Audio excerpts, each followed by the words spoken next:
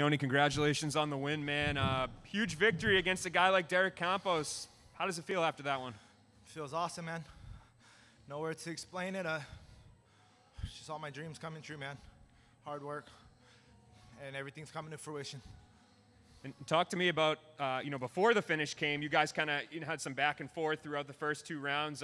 Did you feel like in that 3rd round you needed the finish, or is it just always in your brain to shoot for it? Yeah, no, honestly, I just want to put a stamp on the performance.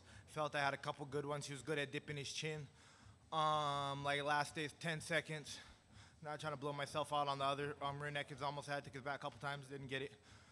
But I heard him kind of gurgling, gasping for air. We had short time. Yeah. Leave it all in there, and I want to get the finish for sure every time. I don't want to not finish it. Yeah, and absolutely. And did you know he went out before the referee? Could you kind of feel him go limp? Or? A little bit. I seen his arms kind of straighten, but I didn't know because like 2 seconds, he's tough as nails, man. He's a vet. He's fought some of the best in the world. So like 2 seconds before that, he gave literally a thumbs up. I was just squeezing for life. That's all. And talk to me a little bit about the weight miss. Coming into this fight, you missed by a pound. Confident that won't happen again? It never, ever happened. I've never missed weight when I fought amateur for free. I wouldn't like to start now. The reason that happened, I had misread the schedule. I didn't know we need COVID testing. I just thought the scales closed at 10. So I legit ran down from my room in my plastics, ready to cut that last pound on the treadmill, because they had us cutting weight in 65-degree AC all week. And then we was cutting most of the weight in the room, moving a bed around, you know what I mean? So it wasn't your typical whatever like that. So I was gonna use the treadmill real fast, run 10 minutes, cut that last pound, and we're G. I came in, I literally checked in with Michael on the fake scale up here, the check scale, at 57.3, no, 57.2. I lost 0.2 on the way down over there just to go to the regular weigh-ins because I was still sweating. It was ridiculous. It just cost me $2 grand for nothing. I was, meh. But hey, Derek said he was gonna give it back to me, so I'm super stoked on that too because I'm broke. I need that money, every last cent. So, yeah, that's all that happened. It was just a miscommunication in time. Nothing like I couldn't make the weight. I've never missed weight ever. I usually come under 56. Like I said, I was making weight before for free. I wouldn't start doing it now on my biggest paycheck for missed weight. You know what I mean? It was just a hiccup in the schedule, so it is what it is, but it'll never happen again. In the stand-up, I mean, you were clearly better than him and clear signs of it, and then he had to go to the wrestling, and then he wasn't able to hold you against the cage. You were able to handle that well, especially with this big experience difference. Did you feel confident you would be that much better than him when you faced him, or you surprised yourself at how much better you were able to handle him? A little bit of both. Look, man, I train with a lot of good guys. I started my pro career out there with Benson and all those guys and Crouch at the lab, and then I've helped Max with camps for Dustin Poirier and things like that. Max is one of my regular trainers. I train with some of the best guys in the world, and I don't think they're gonna blow smoke up my butt saying how good my skills are.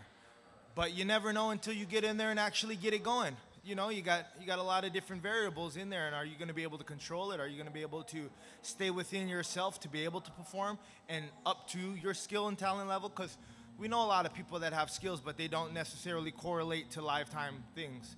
So that's maybe the biggest thing in my brain that I want to figure out, can I do it in lifetime? Because everybody can look good in practice, but can you look good in the fight? And that's the most important thing, because we don't get paid for practice. And considering all those names you mentioned that you work with, Derek is a stalwart of this division in this company for a long time. Was he a guy that you followed for a long time, admired, and was fighting him like a big deal to you, or not as much? He was at Feather for a long time, but definitely one of the names, especially because I trained with Henry Corrales, and they were all in the mix around each other, potential fights. So we had always, and if you've ever watched Bellator, you're gonna know who Derek Campos is, man. He's a legend. He's a legit ledge, and like I said, it was an honor for me to share the cage with him tonight, man. Super stoked. I'm appreciative of the experience. Congratulations on the win, Keoni.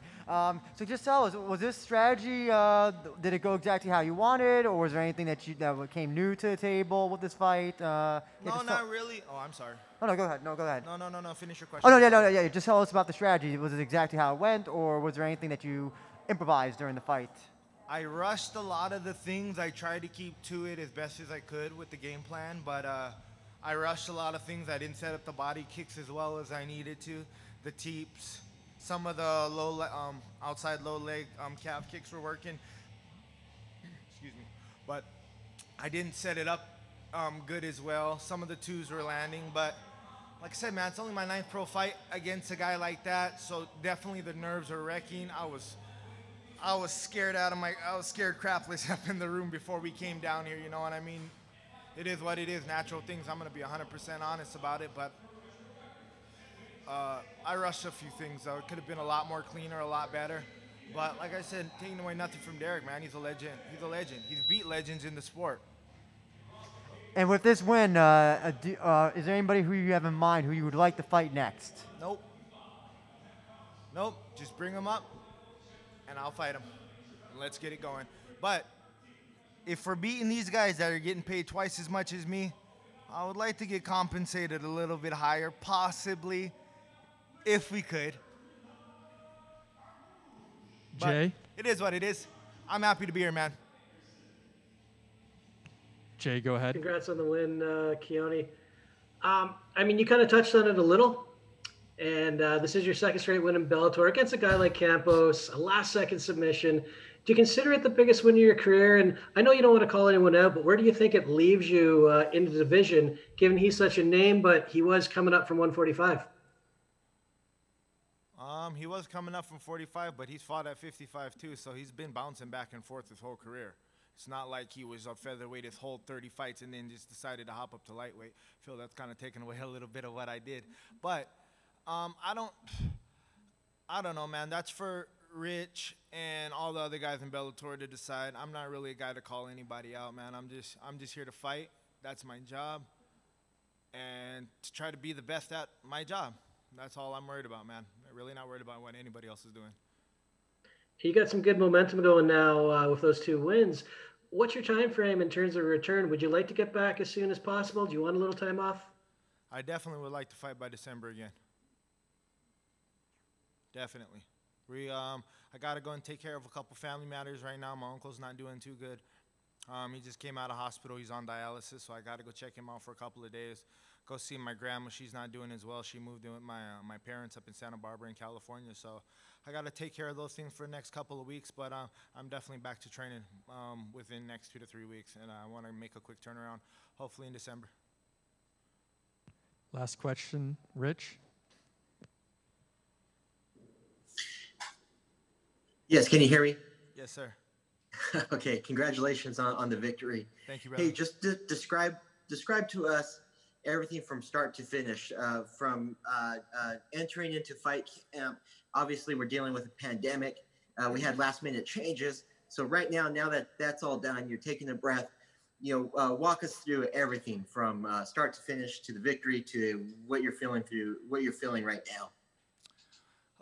Camp honestly went pretty good because the governor had loosened up a lot of the restraints in Hawaii, so we were back to training.